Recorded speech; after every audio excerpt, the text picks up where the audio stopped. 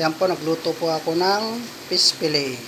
Ang ano po niyan, pagkuha ng kahit ka ng mapinong carrot, tsaka mga celery, tsaka mga capsicum red, or orange, ganon.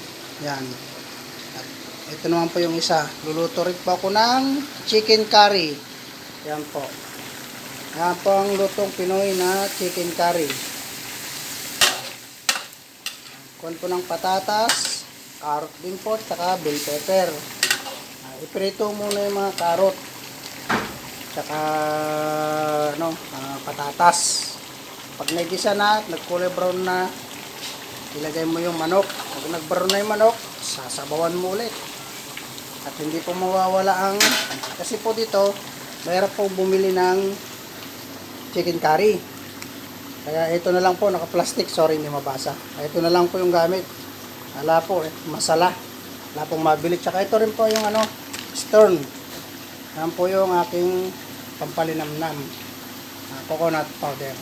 Mamaya ko na ulit papakita po yung finished product. Salamat.